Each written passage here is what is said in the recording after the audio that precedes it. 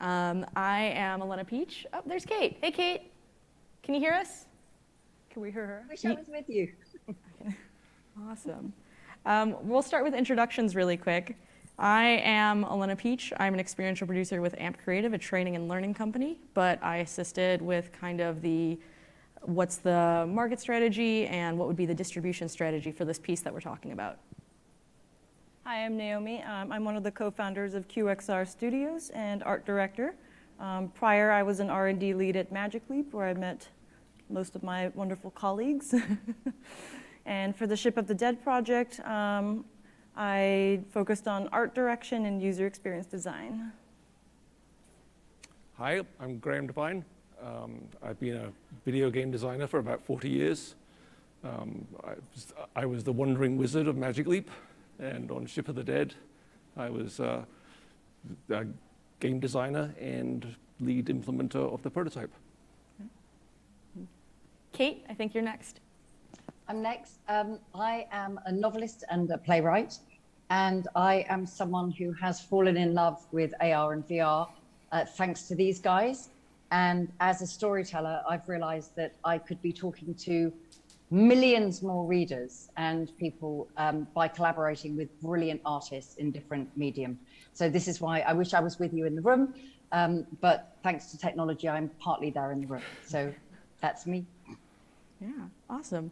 And so we are an interesting team of people, and our team is even bigger.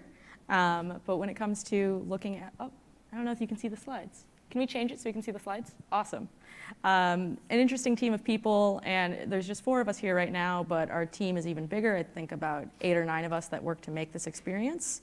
And so when it comes to looking at the team, how did we all come together?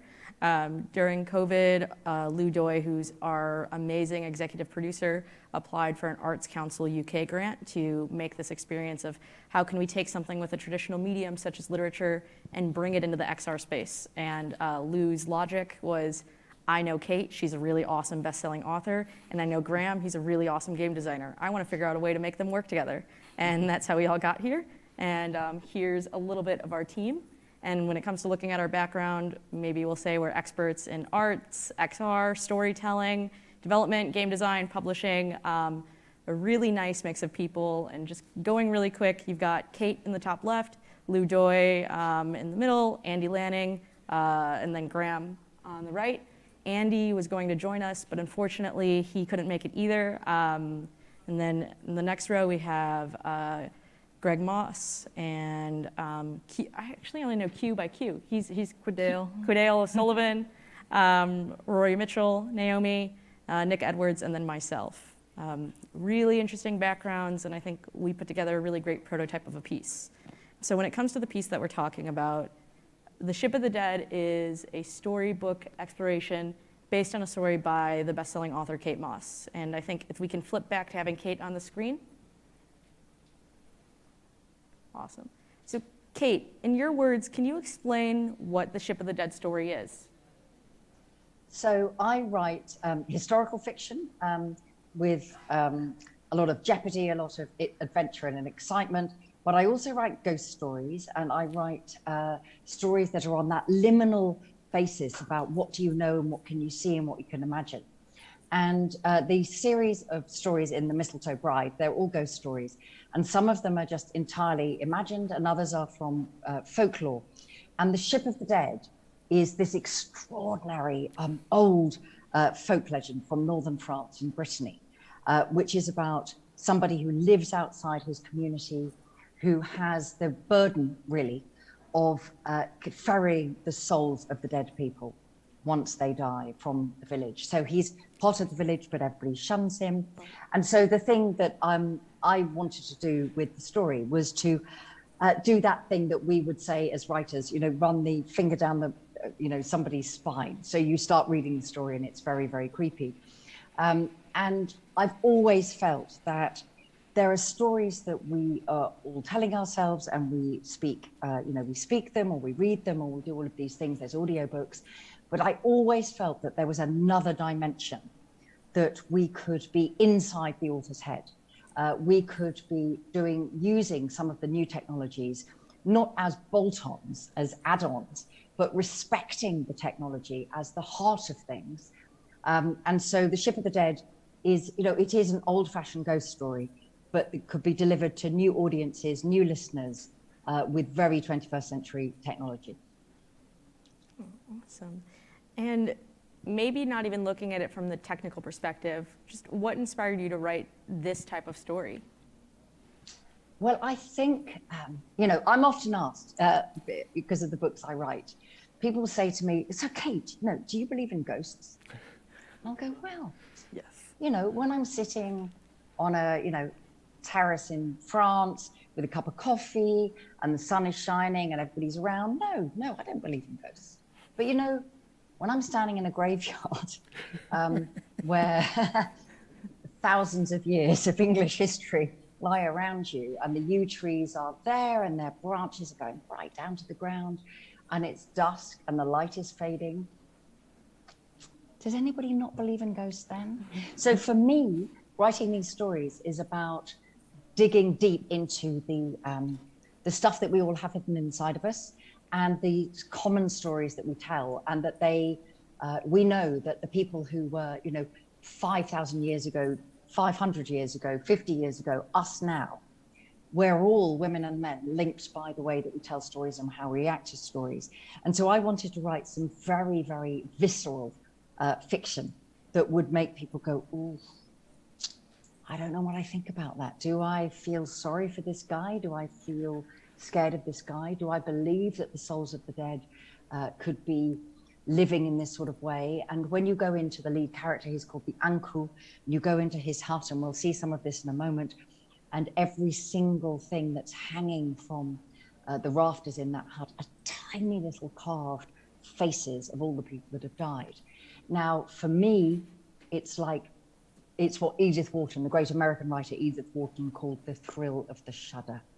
So it's about telling stories that make people think, I'm not sure what I feel now. And everything about storytelling is about, how does a book make you feel? How does a game make you feel? How does a piece of theatre make you feel? How does a film make you feel? How does an AR, VR experience make you feel? And that's what I want to achieve as a writer. And now I feel with you guys on the stage, which I'm not with you, I'm so sorry. I think we could be taking this another step further. And I think that so many people who are not necessarily intimidated by books or words on the page, but they might have had bad experiences, or maybe they don't react in that kind of way. Stories are stories. And so all it matters is how we deliver the stories, and that people are connected through the stories that we tell and feeling part of something bigger. And that's what I'm after doing with this project. And obviously I should be writing my next book, and just got a new play just announced today and all of these things. But this is the thing that thrills me, the idea that we could find a different way of storytelling. Yeah. And when it comes to looking at that way for storytelling, and we'll get to talking about the experience in a second once we finish setting the scene, but we described what we created as an augmented 3D storybook. Would anybody want to try to explain what that means? It's like, I can give it a shot and see what you think. Yeah. I see it as a type of reading or listening experience with enhanced audiovisual components. So there's kind of a spectrum of how you want to push the augmented part. So pop-up books, I feel like, were one of the earliest forms. And we've also seen those QR code triggered AR books. And then on the far end of the tech spectrum are immersive narrative VR experiences. So I think we picked something in the middle for this project, something along the lines of an audiobook with visuals. So it's a 3D augmented storybook. Yeah. I think we tried to think about the design as, what will you pick up tomorrow as well? What will you go back to? I think a lot of AR experiences are just a one-off, and you don't necessarily go through the experience and go back, oh, I'm going to go back into this tomorrow and go listen to it some more. And we try to make something that you'd want to go back to and go back and listen to again, and go back to and explore some more. And I think that was a big part of the overall design as well, and trying to get that, attraction into the actual application.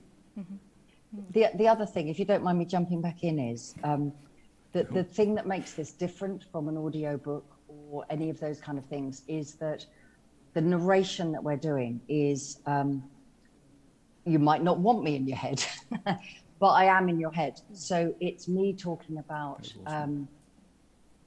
the reader, the listener, as you are doing this. So it's like everybody's on my shoulder. So people are complicit in this. People are active in this rather than passive. So with an audiobook, you're the listener. That's it. You have no role. Whereas with what we're trying to create here is the reader, the listener becomes an active participant in this. And this is, I would say, as a story writer, game changing. It's a completely different kind of thing. Yeah, awesome. And going back, so this team of interesting people all came together because we had a small grant. And for making our small grant, we put together a prototype of the experience, and we first did an AR experience for the prototype. Why pick AR? It came down to audience and reach, first of all. So Kate's fan base is primarily book readers and audiobook listeners, and then of course phones are ubiquitous. So AR felt like the appropriate medium to extend the story consuming experience. Yeah. Awesome. Great. And now we'll dive a little bit deeper into how we designed and why we made those design decisions. And when it comes to looking at the design, I think if we had a Venn diagram of Kate's fan base and people who are active audiobook listeners, maybe you'd find an intersection there where that intersection you might get this new but emerging section of audience called the story seekers. People who want stories that are a little bit more interactive, stories that really come to life. And when it came to building this experience and who are we building it for, we thought a lot about that particular group of audience, the story seeker people. And when it came for us thinking about this experience, just where did we start with the user experience at, Naomi? So our target audience was adult book lovers who owns a mobile device. They probably have a bookshelf full of their favorite authors. They enjoy reading about rich fictional worlds and listen to audiobooks. They're comfortable with apps and are curious about new technology. I realized I was definitely somewhere inside that Venn diagram, as this is my living room. I read a lot, and I like tech, obviously. And I'm a huge book nerd, and I love getting lost in the author's world. So when we started thinking about how to bring the Ship of the Dead into AR, we thought about how we can enhance the comfy couch reading or listening experience without departing too far. Because I think VR would have been absolutely gorgeous, but I think it's asking a lot for this kind of user to put on a headset and navigate their way around a spatial interface. So our starting point was a seated audiobook type of experience. You get some earbuds, or not, but get comfy, and you would fire up the story and have kind of similar functionality as you would an audiobook: play, pause, chapter select. Yeah.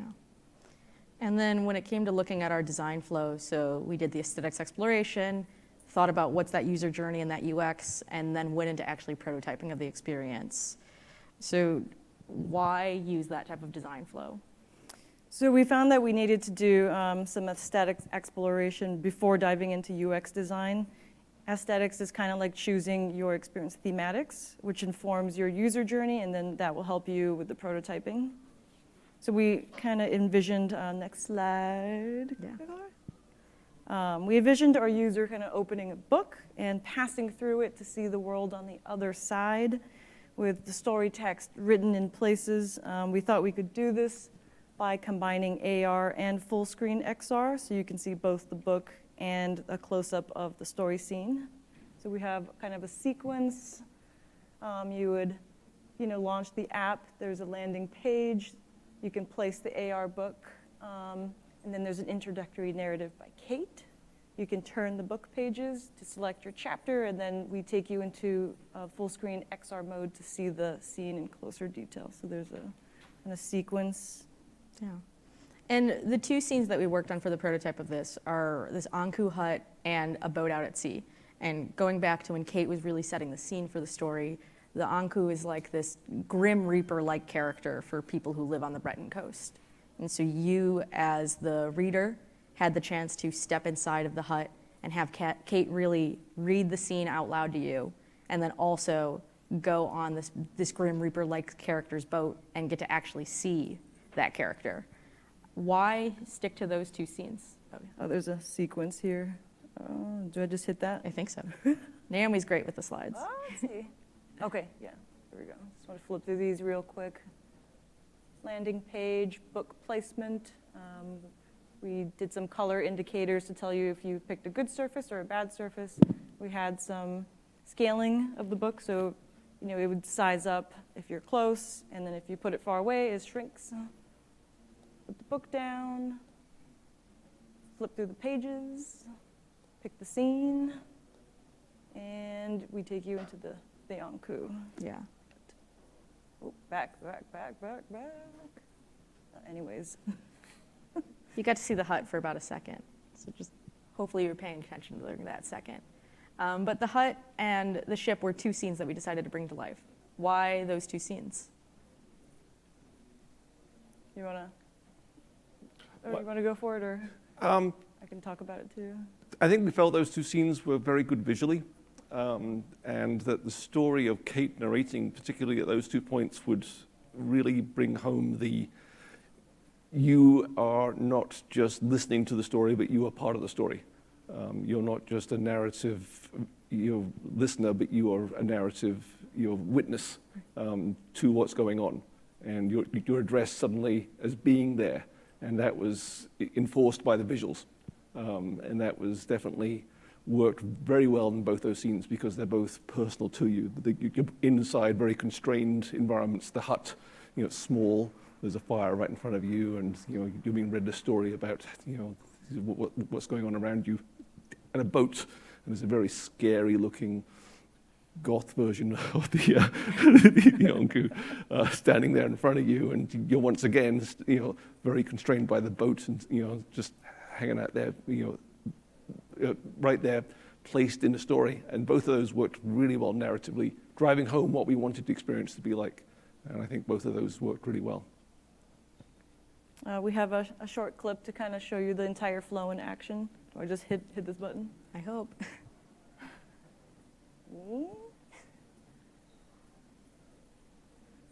Maybe. Nothing like a video technical issues at an AR/VR conference. Back.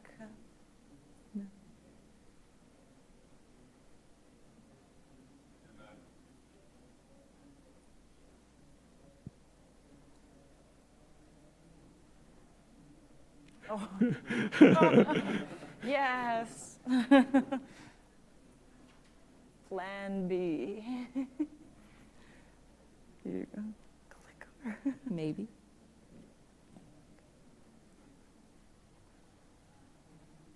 Well, and there's a wonderful audio and Kate's narration here too.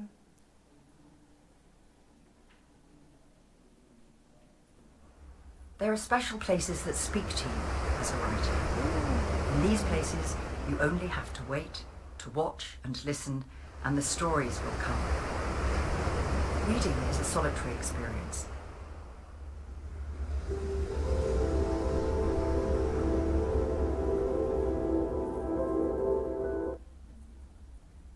It is hard to do justice to what you see. The place is a hovel, certainly, though it does not feel unwelcoming. There is just one room, the floor is beaten earth, the timber walls are all lined with wool, whole fleeces stitched together with what looks like lengths of gut. From the ceiling hang a myriad fragments of what you first take to be carved wood, dangling in slender threads.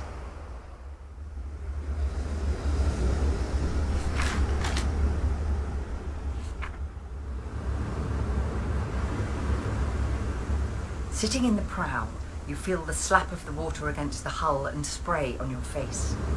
As you meet each wave, you expect the black water to cascade over the sides and swill about your booted feet, but it doesn't. You lean over, looking down into the dark waves. Here and there you seem to see shapes, like figures of men, pale and indistinct in the moonlight, their hands reaching up and out. But before they can take hold of the timbers and haul themselves aboard, you have moved on.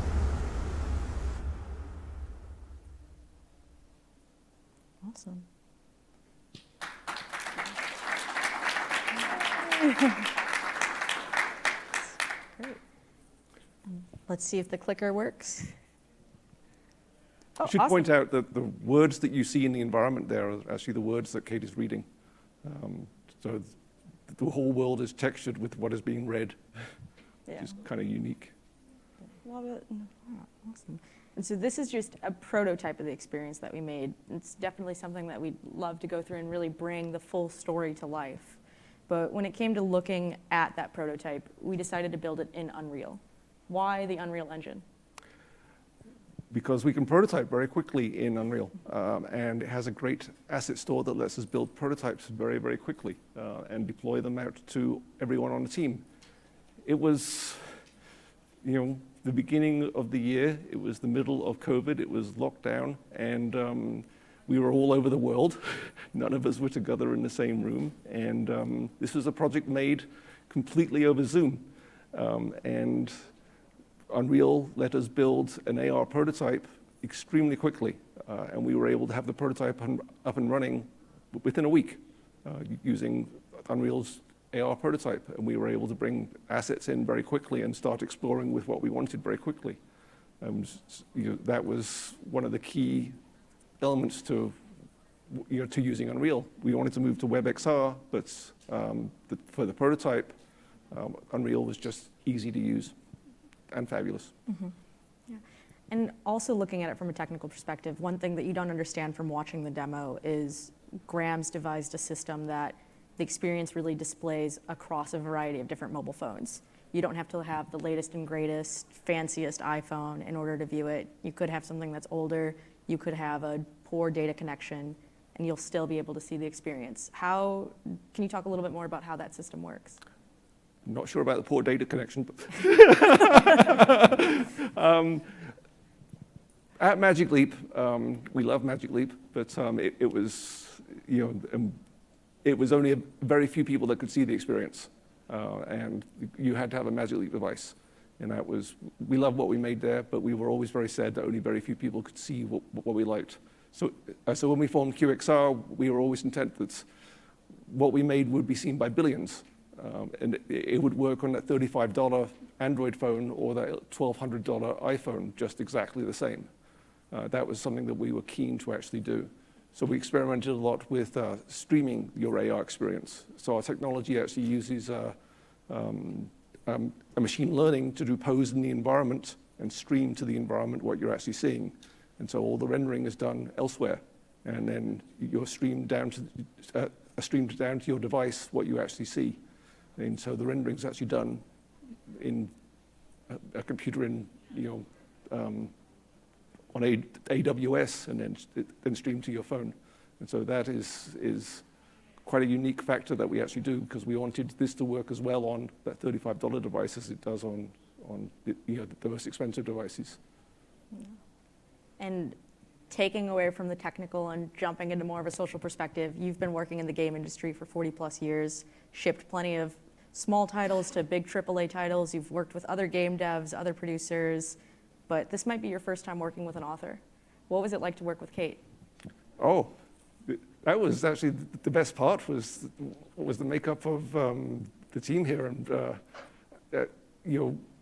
prior to this, we worked with the Royal Shakespeare Company, and Shakespeare's dead.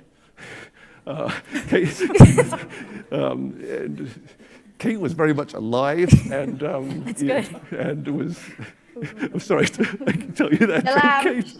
But when Kate came on and said, "I'm willing to change my story," from the perspective of the storyteller to put you into the story, I'm like, "Whoa, really?" And she's like, "Yeah, let's do that." And I'm like, "That's new. That's different." And so working with an author who's on a team who wants to contribute into the interactive like that was unique.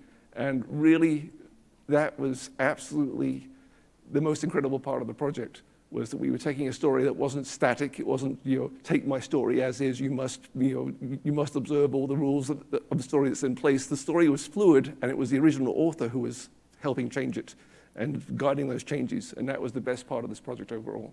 Yeah. And Kate, what about for you? What was it like to work on your first XR experience? To work with the team and even get exposed to the tech? Well, I think there are just a couple of things I'd really like to say. I mean, obviously I can't see what everybody's feeling in the room. I don't know who's there. But the first thing was when I was shown the first 2 slices, it was so beautiful. And as an author, to suddenly see your imagination come to life and be put on a screen like that, there's nothing like it. There's really nothing like it. I've had many of my books being made into films. I'm just adapting one of my own books to the stage, but to actually have that experience, the beauty of it was extraordinary. The second thing is that I think that what has maybe been missing, and this is maybe not the right thing to say because I'm not there, so I can't read the room.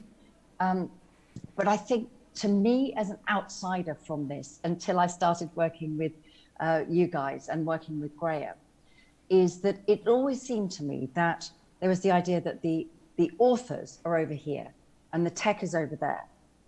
And one, you bolted on. Whereas what I think we're pioneering here, and I do think it's pioneering, is that Graeme is an artist. I'm an artist. I'm not more important than Graeme. None of this can happen without us both being equal in the space and all of you being equal in the space. And I think that's the thing that needs to happen in this area, because I think so much of the storytelling has not been about a collaborative moment at the heart of it. So do I want to change my story to suit what this experience needs? Of course.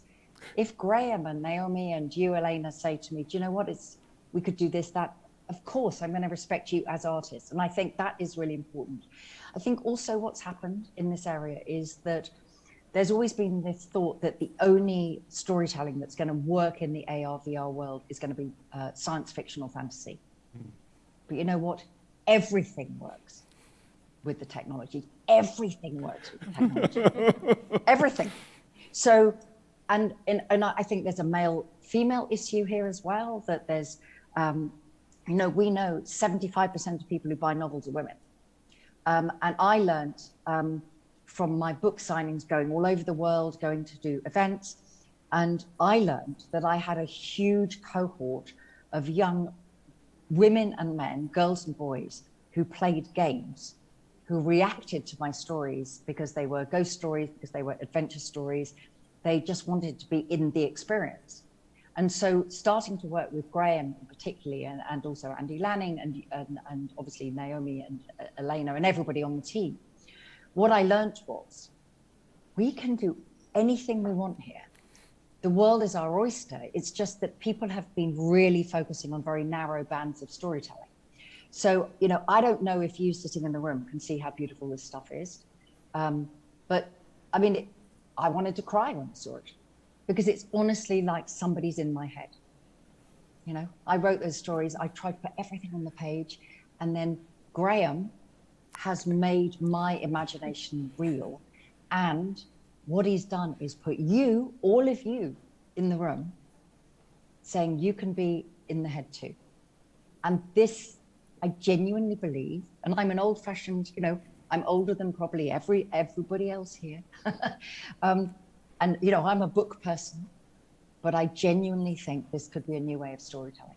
And that's what we're trying to do here. So, I wish I was with you guys. I love the empty chair. You should have had a picture of me. Yeah, I'll have to holographically stream you in next Yeah. time. Yeah. Well, I think Kate already responded to her reaction of seeing the final prototype, but Graeme, Naomi, what did you think of the final prototype? We discovered so many new things along the way. This was the first time we used this kind of dual modality way to show an experience. We've just done AR, or we've just done VR, or just, a PC experience, but I liked the way we start an AR small scale, and then we give you the full screen. It was basically a scaled up Unreal scene, and the hut is a 3D model. We just made it big, so the user can kind of look around and see what the room is like in the story. So it was really, really a creative and inspirational process. I have all these ideas I want to do for telling stories in this kind of way, and there's lots of new ideas popping up in my head. I think it's just a taste of what's to come. I think we only just showed 2 little scenes, 2 little glimpses almost of what we wanted to do. The fact that in the Ankou's hut you can't go up and meddle with the heads hanging there and go and see the heads reflecting in the fire yet, and all the little things we actually wanted to do there. That we just got to make. I want to go make the final thing. Yeah. That was my take of like, whoa, this is really something, and it's really gonna. I got to see the fire, and that was the thing that I got to see. Mm-hmm. Yeah. And it's about giving power to the audience and to the viewers and the people engaging with it. It's about all of us being, it's really democratic, if you like. It's about all of us being equal in the space, so that everybody listening to the story feels that she or he has a way of influencing it, engaging with it, being part of it. And so it is at the next level of storytelling, I think. And one of the things that you and I have talked about, Graeme, is that, we're working on the Ship of the Dead at the moment, and we know that there's a great deal of interest in this. But I absolutely, as a writer, feel that depending on where we go with this, I would like to start writing new work for this. So not adapting my own short stories or my own novels, which I'm already doing for stage or film or whatever, but I would like to be writing new work that starts here, because this is a new generation of readers and listeners, I think. I can't wait. We are there for that. Yeah. Just give me 10 minutes. No. Take a bit later. Well, looking at new work and next steps, then there's also the idea of bringing this into VR. And maybe the AR experience is kind of readers' first taste at immersive technology. They can use their phone. They already have their device. It's maybe not as scary as putting on a headset, but then once they get exposed to AR, they want to dive deeper into the story. And maybe the AR is passive, whereas the VR is more interactive. You're interacting with the story. You maybe can change the way the narrative goes. What are your thoughts on what a VR iteration of a story could look like? Well, we have a complete VR walkthrough from Rory, and that design is absolutely incredible. I mean, it's a very interactive version where you can do much more than what's in the story. You can actually explore the town. You can go into places that aren't even in the story. You can go and do parts of the adventure it expands upon the one pathway that goes through the story. It expands upon and adds all these branches out, and really makes this into an adventure story that's where you still find your way through that one path eventually, but there's all these little side bits on the way that fill in so much of the narrative background that by the time you reach the end, the narrative, threads that we've shown there make you feel much more deeply immersed in what you've seen, and I think VR does that. We also wanted to, volumetrically do some vol cap for actors, and then these would be, full-size characters that you're interacting with from the story, and that works really well in VR. And that's awesome, and I think this evolution is happening, and it will continue to happen. But also looking at some of the people that are here right now, we have Kate, who's a best-selling author. We have Naomi, who's publishing her first book. Yes, first one. First book in about a month, which is awesome. It's not out yet. Yeah. And then we don't have Andy. Unfortunately, he couldn't make it either. He's here with us in spirit, but Andy is a comic book artist for Marvel and DC, but a lot of our team has been involved in the literature space. Do we see this as something that could be as commonplace as an e-book, reading the physical book, listening to an audiobook, or is it something entirely different for literature? I want to say it's something entirely different. I think in order to get this kind of mass adoption, you're going to have to incrementally show how enjoyable this is. So I think for a long time, we're going to have all of these formats around. And some might be more optimal in books, some might be more optimal as an audiobook with enhanced experiences, some are going to work really well in VR. So I do hope to see more innovative storytelling. There's different avenues that I've seen coming up, and yeah, really excited to see how it evolves. Yeah. Kate, what about you? Well, I think a story's a story, and I think I think none of these things cancel anything else out. It's not like my grandfather. I remember being told very clearly that he was very worried about having a telephone put in. That he was a vicar, and he didn't want the telephone put in the house because he thought that the telephone would kill conversation. And I remember, as a publisher back in the 80s, everybody going, "Oh no, ebooks are going to destroy print books. Nobody's going to buy a print book." And guess what? All that happens is each time you extend the readership. That's all that happens. They're not in competition with each other. The thing that I think is so key about our project is something that you were talking about earlier, guys, which is that this doesn't require anything other than this. And I dropped mine off the balcony. As you can see, it's the banana phone. It's really rubbish phone, but it fell 12 meters and it still works, and it's terrible. But this is what is really important, is that anyone who has any kind of device can engage with our storytelling. It doesn't require expensive kit or anything more than that, because of the fact that it's not doing it all here, it's doing it up there and coming down again. And so I think that is really, really important. And I think the difference between the AR and the VR, I'm very excited about the VR possibilities as well, because I think that exactly as you said, Elena, the difference between the active and the passive voice. But I think that's where storytelling needs to go. And we can see this happening in theatre in particular. As I said, I've got a new play just been announced today. And I'm going to be using, my director is going to be using a lot of video, a lot of different sort of techniques within that, because what we need is to use technology to tell amazing stories and to reach out to people who don't think stories are for them. And that's what I think we're going to be able to do with this. So I think we're at the beginning of something extraordinary, actually.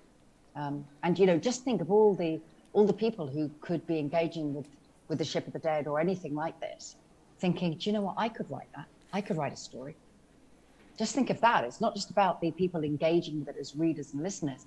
It's about all the empowerment of different people and their storytelling opportunities. And many people who don't feel they've got the right to tell a story, but now they might, because they can engage through this extraordinary way that we're trying to build a new type of storytelling. And that's why this team is so exciting. And as you can all see, I mean, if I was in the room, I'd be just as annoyingly perky as I am being on the screen, frankly. But it is exhilarating being part of something like this. Yeah, awesome. And we have about 4 minutes left of the panel and then 10 minutes for questions. So I'll just ask 2 more questions. The first one would be for you, Kate. What would be your advice for authors who want to dive into this space? Understand that story is king. That what people want is something to happen. They want excitement. They want their heart to beat a bit faster. They want their emotions to be engaged. We deal with stories partly because a lot of the time the real world is a bit rubbish, and we often engage our emotions through the stories that we read and the way that, that's where empathy comes and sympathy comes and all of this kind of thing. So if you want to engage with this, just be true to your story. Don't think about what other people are thinking about it. Don't be from the outside in. Just let it come from here. Just let the story tell itself, and be confident and bold, because you've got a voice and you've got a right to be heard. Awesome. And then I think the last question would just be for the 3 of you. This is an experience that we had a small grant to work on, and we worked on the prototype, and there's hopes to have it grow and work on this with other authors as well. But aside from this, just what else are you working on right now?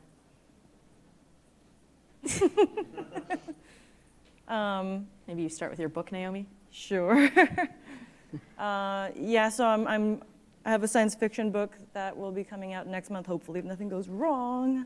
So what I wanted to do with this book was write 7 novellas into one, and I wanted to feel like you're reading a TV show. And in order to do that, I wanted to embed a soundtrack. So I did some QR code illustrations they're kind of scattered around key scenes, of excitement, emotional peaks and dips and things like that. So when you scan it, it just plays a song, and it's synchronized to kind of what's happening in the story. So that's not quite AR, it's like lightweight XR, but I'm kind of interested to see how people would like that. So the book genre is kind of like Black Mirror with a happy ending with some more physics in it. What is it? White Mirror, I don't know. But yeah, thanks. I'm working, well, you know what I'm working on. I'm making a sequel to my game from 35 years ago. Metropolis, we're launching a narrative universe based around that IP. The first game of which launches next week on the web, launches next Wednesday. Metropolis Origins. It's launching as a card game, and it lets you play a card game within the narrative universe. And we're also working on a Snapchat game within that narrative universe as well. And we're hoping to bring a larger narrative universe into existence around that Metropolis cyberpunk comedy universe through the card game, through Snapchat, through PC, through all of these avenues that really has the players and the community as kind of almost citizens within that kind of universe. And so we've been working extremely hard on that.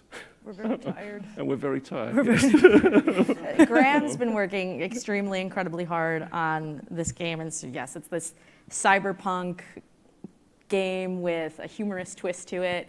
And I'm not lying. He'll send an email at maybe 12:30 at night and say, okay, pushing the new build. And then 4 a.m. back online. I'm like, where do you sleep? And this has been your life for the past, oh gosh, almost 9 months or something. But the game is absolutely gorgeous. Recommend checking it out, metropolis-origins.com to get involved. But that's been taking up a lot of time. And how about for you, Kate? I know that you just sent an awesome email our way this morning. Yeah, well, I've adapted one of my a gothic thriller that I wrote called The Taxidermist Daughter, and it's going to be on as a play at Chichester Festival Theatre in the UK, and it will be the first play by a woman in 60 years to open the season. So that feels no pressure at all.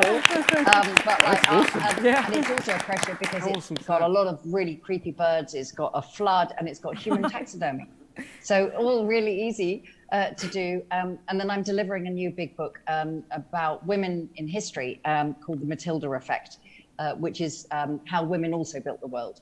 So it's all of those things. I'm delivering that in a couple of weeks' time. But I'm also actually helping my son. He and I are working on another of my books called Winter Ghosts, which is going to be a film. And he is a science fiction writer. Science fiction fantasy writer, and he is hopefully, like Naomi, going to have his first book out quite soon, and so it's all a bit busy here as well. But the key thing is Ship of the Dead, so we're just going to keep going with this, guys. This is the thing that feels, all the rest of it feels like, we've done that stuff. Ship of the Dead. This is yes. Yeah, let us make Ship of the Dead, please. Yeah, that's right. That's what I want. So I think we have about 10 minutes left, so if anybody wants to come up and ask questions. Yeah, that's right. So we've got about 10 minutes for questions and answers, for Q&A. So if you have any questions, feel free to line up here and have at it. Yes. Well done. Hey there, good morning. Thanks for a very fascinating talk so far. I wanted to ask first one question about where can we actually see this, or is it publicly available right now? And how much effort do you think actually goes into creating an AR book now and in the future? What do you anticipate? You can't actually, I'm sorry to say, experience the experience right now because we just made it as a prototype to gain more funding. I wish it was available for everyone because that would be incredible. We're actively pursuing more funding for the project, and that's something that we're anxious to do. We are also anxious as part of this project to make a framework for more authors and to be able to go make books like this and, and bring this framework out so that it's available for people to go use. That would be a great side effect of this, that it's a democratic process that people can go make, books like this and actually go take it forward. So we want what we do to be very public. We don't want to sit and hide, the secret sauce or anything. We want to do, to show what we do. So sadly, no. Happily, yes. Hello, thank you very much for all of this. My name is Ryan. I actually do have AR children's books, and so I very much want to work with all of you because I also want to create a platform for authors to be able to do this technology in an inexpensive way.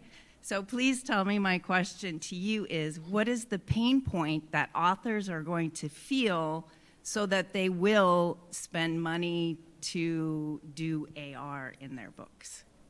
It's easier to sell a pain pill than a perk. That's my question. I'm intrigued. Kate, what do you think? Well, thank you for coming to me. I've got no idea. I'm really sorry. I have absolutely no idea, because obviously we've been working as a collaborative team. And even though I'm the author and I'm the author of the story that we're working on, I think of myself as one of the 10-person team. I think that, but to answer your point, Ryan, is that I think that we are, at this moment, as we're looking for funding and moving it forward, there are all sorts of things about how other authors can engage with this, and particularly about how other authors can engage with this without it being an expensive thing. Because what always happens within publishing is the people that have a lot of resources get the chance to do stuff and other people don't. And of course, what that means is that we don't hear from many, many voices because they don't have the resources to join in. So I really have no idea at this moment where the kind of price point is going to come and how it's going to work, only that the more development we do, and therefore the more we can scale it up, the more likely it is that it will be an affordable platform for a much wider range of people. But the guys will know better than I do on that, I'm afraid. I just write books and then give them to somebody, somebody prints them. That works really well. Hi, I think my question is more for Kate mostly, or any of the other authors on the panel. As you're approaching this space of non-linear, maybe non-linear interactive first-person storytelling, are you discovering as an author anything that's unique about this space, like new perspectives, like first-person omniscient, like something that's completely unique to this space that you are thrilled to see, that's just something you just can't experience in the storytelling without being in this kind of a space? Does it like not pejoratively, like new tropes, new techniques, new storytelling, or new perspectives or insights that you have into that as an author? Thanks. Yeah, that is a fantastic question. And I think Naomi will give a brilliant answer because obviously she's more in this space than I have been. The thing that I have learned is you have to kind of look at yourself as an author from precisely the opposite way around to how we're encouraged to think of ourselves as authors. So as an author, the issue is about it's your book, it's your copyright, nobody can mess with it. And of course that's right, because this is how we make a living and all of these things. But in this space, it's about generosity. It's about deciding that you're going to say, okay, I'm coming up with a skeleton, is how I would think of it. But once I've put that skeleton in place in terms of the storytelling, the world, I've got to be prepared for other people to have an active involvement in it. So that rather than thinking it as these are my characters, you must all keep away, I've got to be prepared to create a character that then somebody else can take over. And this is where, from my experience of traveling the world, on book tours and stuff, and talking to my own children and younger people about game playing, is what's helped me kind of get to this place, is that idea that in games you can choose to be whatever you want to be, you can choose whichever avatar you want to be, and the story changes depending on that. And that has really significantly impacted how I think of myself as a writer. It's about, okay, so the idea is there, but it's, okay, you had the idea, but it's not yours. And I think that is copyright's really important, obviously. Theft is not great. But in this space, it's about saying, okay, we're all here together. And I might have started it off, but I'm not more important than you. Great, thanks. Looking forward to seeing what you come up with. Thank you. Ben Beute from Frankfurt, Germany. First of all, thank you so much. It's such a great project, and I can't wait to use that experience. I tried myself to sell augmented reality to book publishers for kids' books, and in Germany it's an incredibly conservative market, so they immediately refused it, mainly of two reasons. The first reason, they said it would kill creativity, because they wanted to trigger the creativity in the head of the kids. And when I saw this presentation today, I immediately saw in these rooms other stories and so on. So I think it can even trigger creativity. So, and that's a great proof today. Thank you so much for that. The second point, they say it's not future-proof. So what do you think? Do you have a strategy how to bring it into the future, to let it live longer than 2-3 years, probably?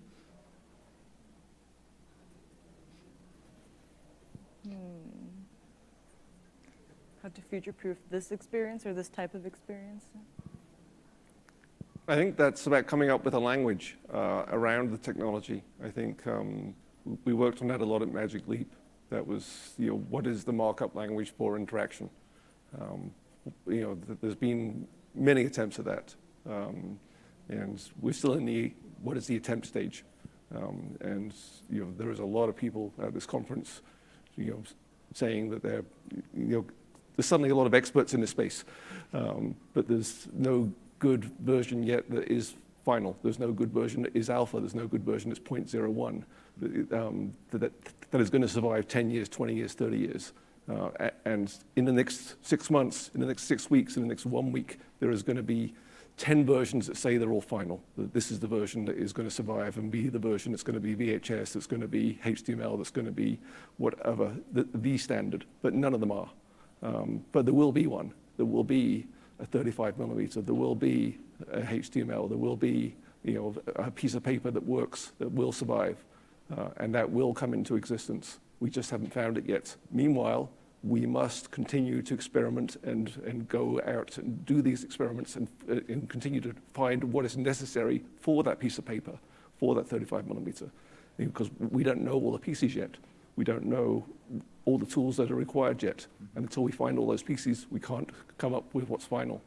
And anyone who says that they have what's final doesn't know what they're doing.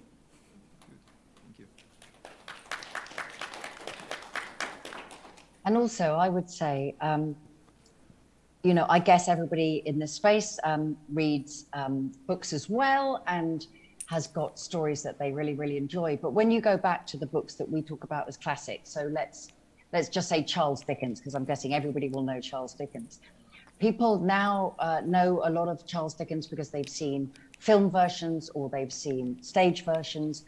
When you go back to the actual novel of Oliver, say, okay, it's the size of one of my books. And if you read it now, that's already out of date. The language is the 19th century and it's very big and it was written for serialization. So I think that what we all have to do as creatives in this field is just do what we're doing now, make it work now. And I think you're right to think about future-proofing, but at the same time, if actually something works for 2 years and it transforms everything, that's okay too. Let's just dream. Let's just go for the stars. Let's see what we can do in this space. And lots of it will fall by the wayside and we'll all look back and go, God, what were you thinking? But we will have discovered some great things along the way. And I think you're right about publishing is quite conservative. And I would say, as someone obviously who's published in Germany, that German publishing is very conservative. But I think you're right about children's books. A couple of the other speakers have said the same. The idea that interactivity will ruin children's imagination is entirely wrong. It's entirely the opposite way around, because there are many children who need their imaginations to be stimulated and to be given permission to dream in ways that they're not being given at the moment. So I think that there will be a huge opportunity with AR and VR, and the work that Naomi's doing in her book, just that sort of a blending of ways of publishing. I think that that's the way things are going to go. It's just that publishers are maybe not quite willing to come into the room yet. Yep, I'm self-publishing. Right, there we go. I am Voila. self-publishing. Yeah, no, exactly. Yeah. Exactly. And when I was, when I was talked to my interacting with publishers, but they're definitely like, Yeah. what QR codes? Like yeah, I have a website where I host the tracks, and they're like, I can't. I'm like, you know what? I'm just going to do it myself. No, but sometimes that's the only way to do it. When I was setting up the Women's Prize for Fiction, one of the things that somebody said to me once was when we were talking about how this was going to work and all the rest of it, and she said, sometimes, Kate, you need to break down the door, and other times, you know what? It's just easier to go around the side. And I think that's actually what we're doing here, is that those of you who are in the space, and writing differently in this space, sometimes just go around the side, bypass like you're doing, Naomi, and they'll catch up. They'll catch up. So this is an awesome talk. Really glad that you guys all came together. I own a AAA AR VR studio, as well as a science fiction, fantasy, and children's book publishing company with national distribution. So You're our best friend. I love how this is coming together, right? And having worked on a couple of AR books that were, near AAA, almost $1 million invested in them, and having seen some really beautiful stuff created, and then on the other hand, knowing the very, very slim margins that go along with publishing, and how oftentimes you can't afford to put those extra ones in, or these really great things often fail, even though they're so beautiful and created so well. What do you think is the use case, the amazing killer app that we're going to have that people are just going to gravitate to and say, oh, I want that? Like, what is that? Gosh, if I knew that, all my problems would go away. For all of us, right? Yeah. I mean, it was a different process for me because, I have all these worlds in my head that need to get out, and I don't really care if anyone reads my stuff. It was more just I need to get it into a form that is tangible, and so it's hard for me to think about a use case. I think I don't know. I skew a little heavier on the traditional book, and then taking baby steps to enhance them, which is why I wanted to explore adding just music first, and writing kind of a fast-paced narrative style, so people won't get bored and put it down. I want them to feel like they're watching TV show instead of I need to read this 300-page novel. I'm hoping they can read it really quickly and kind of get the same, the highs and lows and all the action and stuff from reading books. And so I'm hoping to inspire. This book is targeted to younger audiences too, so it's college and young professionals, and I think they want something fast. I want to inspire them to read and also write. Yeah. That's not really a killer app, but that's my take on it. I think maybe it's not a killer app yet, but give it a couple more years as we all converge towards this metaverse. You're going to have people that, yes, want the interactivity, but you're still going to have a large population that probably just wants to sit down and just have something get told around them, where they don't have to do much thinking, but they still have the power of interactivity and they still have immersion. And I know somebody earlier asked, how do you convince publishers that they need to jump on and get into this space?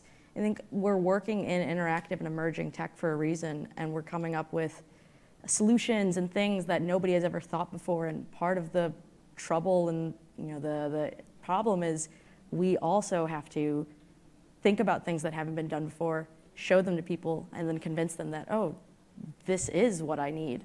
And I think that something like this genre is going to grow, this type of passiveness, but still immersive. I think also, you heard the answer right here. Kate earlier said, tell the story from here. Naomi just said, tell the story from here too. I had to get it out. When I made Seventh Guest, I just wanted to make a haunted house game, and it became the killer app for CD-ROM. It wasn't, I'm going to make the killer app for CD-ROM, oh my God, I better make Seventh Guest. It was the other way around. And so that was, you never design the killer app and then go make the content. You make the content, and if it turns out to be the killer app, great. That's the way that I think it will happen. There's no killer app brainstorming. There's only content brainstorming. Thank you. Well, fantastic. Why don't we give them a hand one more time?